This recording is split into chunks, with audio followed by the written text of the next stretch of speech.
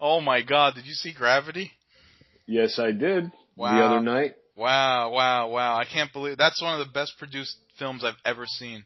It was like a roller coaster ride for 2 hours, and you were on the edge of your seat and holding your breath for pretty much 2 hours, and it was a lot of fun, to say the least. It was a lot of fun. Yeah, I mean, it had everything. It had beautiful film shots, and then it would have like a long, intense scene, and then it would have like a sweet moment. It was everything. It was like you're saying, a roller coaster. It was an action adventure video game come to life on screen, and it was good. It was good. It was. I agree. I agree. I enjoyed every minute of it, and seeing it in IMAX 3D sort of enhances that experience because I was nervous about it. I have a vision problem, so I have trouble seeing 3D. Hmm. But the only IMAX offering was 3D, so I figured let me give it a shot. If it doesn't work, I'll see it again in a regular screen. But it Right. worked. I saw the Right. 3D. I was enamored by it. Oh God. I mean, yeah. It was incredible. I guess if you were to hold on, Brian. Wow. Where's Brian? Brian, what did you think of this movie? Brian, Brian's off the call. Hold on. I'm here, bro. Brian, what did you think of the movie? It's Brian.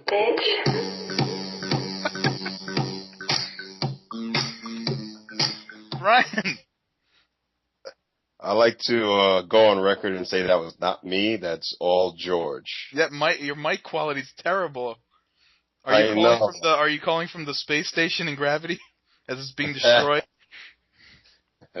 Funny guy. No, I'm not. I'm calling from my home, the satellite. And I did get a chance to see the film, and I felt like I cheated myself. Why's that? Because I saw it on a regular screen as opposed to IMAX, and I didn't get the full experience. Yeah, I almost did that as well. George actually convinced me to go IMAX 3D, and it was well worth it. This was an experience. There's not much bad you could say about the film. I mean, you could, but you would really have to start nitpicking. Right. After the film, this woman behind me goes, "That script sucked." I wanted to drop kick her. I couldn't Yeah, believe she said that. I'm sure she's a seasoned novice screenplay writer, and she's got a stack of them at home, and that's why she's able to say that this sucked, right? I mean, everything's objective, obviously. A friend of mine actually saw it as well, and he didn't like it. He Really? told me it should have been a 15-minute short film. There was no character development, and I'm like, hey, wait a minute. God. It's not about a movie like this is not about character development. They're two astronauts surviving their current situation, and it gives you a little history by the dialogue. You know what each person is, where they've been, in short, and what they're doing there, basically. Yeah. So I don't know what other character development is required for a movie like this. And this was made by Alfonso Cuarón, who did, you remember Children of Men, which I love, those long takes, like 5-10 minute shots. And this film opened up with a 10-minute shot to the point where I was like, wow, they might not cut any time in the movie. And there was a lot of those. There was a lot of those scenes. Yeah, it was basically all CGI, so there can be a million cuts, which there definitely were.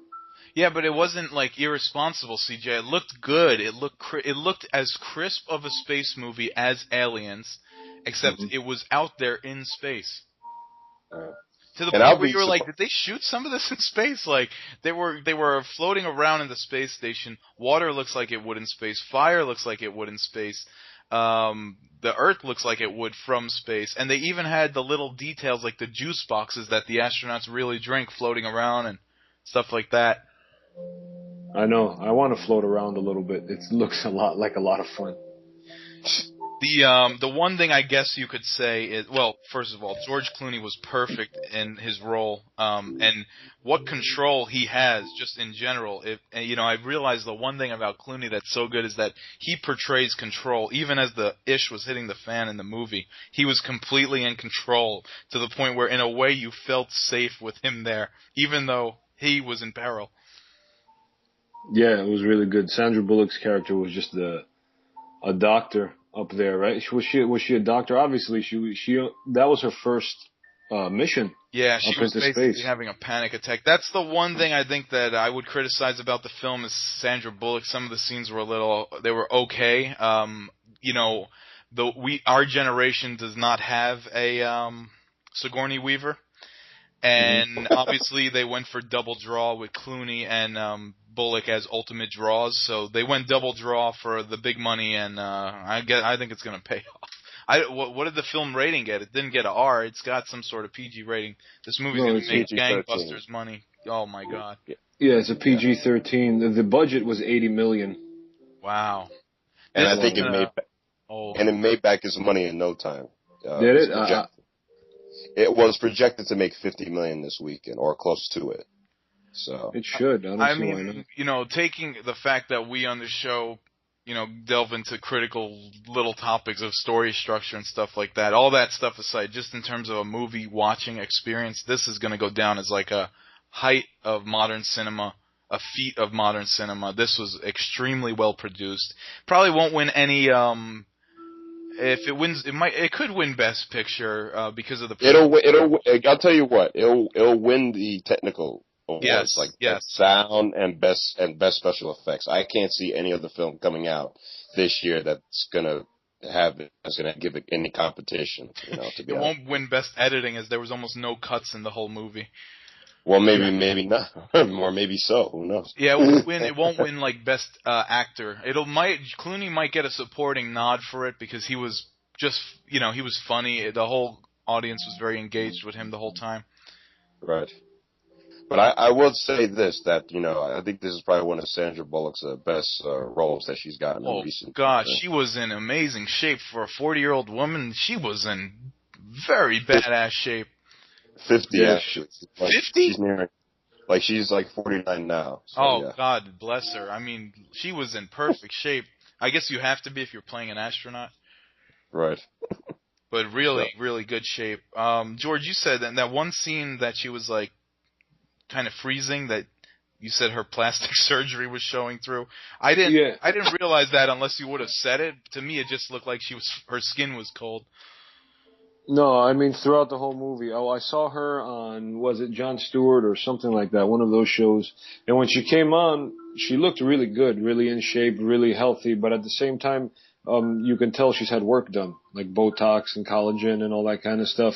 And her face, her upper lip is stiff. And all up in her eye area, she's gotten Botox, and that's kind of stiff as well. And that showed to me a lot when the shit was hitting the fan, when she was coming back into the atmosphere. Her expressions were kind of stiff.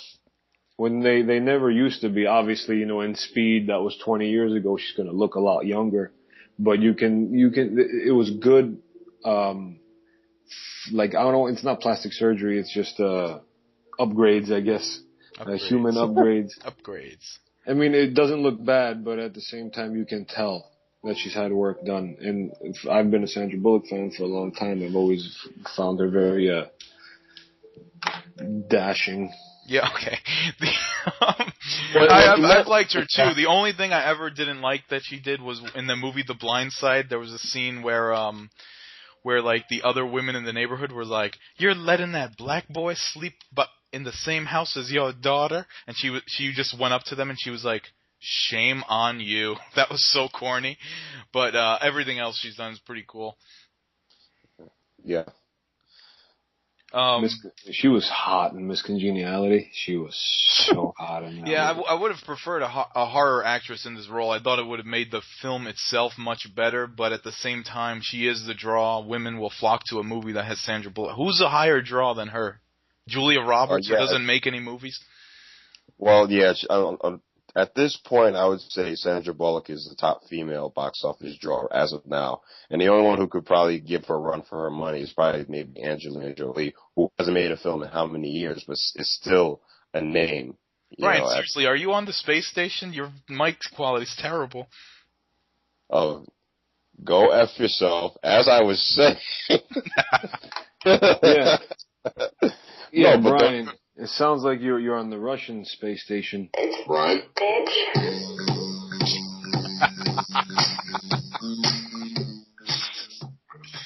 Are you on the Russian space station or the Chinese?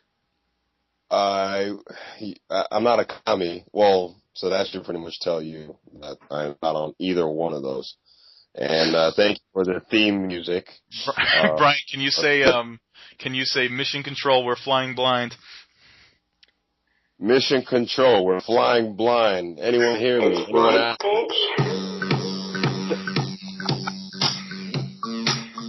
All right. Brian's getting upset. No, I'm not. Not yet. Yeah, it was. I mean, and every once in a while there was something so crazy that happened, and when there was moments of rest or like nothing crazy was going on, all of a sudden they'd go into these beautiful, iconic film shots, which will go down in memory. This movie itself will go down in memory. But the most iconic one I can remember is Sandra Bullock floating in the little circular pod with oxygen tubes floating around her that basically looks like she's cradled in the fetal position with an umbilical cord as the oxygen tube. Yeah. There was a lot of great human themes, like humans rising into existence and becoming bipeds, or just people working together. And it took every country and every nationality and all the technology working together for survival of the human race, quote unquote. As there was only a couple actors in this movie. That really, in terms of actors shown in close-ups, it was only Bullock or Clooney. Right. No, aside from the aside from who? Aside from the other astronauts who were unfortunately, spoiler alert, dead. Okay, the only living people that had any like lines on camera were really, and yeah, I don't want to give too much away. Just everyone, if you haven't seen it already, go watch it. This is gonna go down. This is gonna be the one. This was the one of the year. I will say that. A big budget movie. This really shines through. Ed Harris provided the voice of Houston. Really? Mm-hmm. Oh, really? Yeah. Nice. It was a near perfect film. Let's put it that way. I wouldn't say it was my favorite of all time, but it was. I will honestly rank it in terms of American films up there with The Godfather as classic American films, cinema. Ooh, that's that's quite a bit of an argument there, Chris. What I mean, what else? Name me a more epic movie than this. Oh, American? I guess those Lord of the Rings don't count, do they? Nah. Those were good. Anyway, I don't mean to sound like a fanboy over this movie, but it was really good. It was worth watching. And it's going to be one of those movies it's going to be on cable, and you're going to watch it when it comes on cable. Right.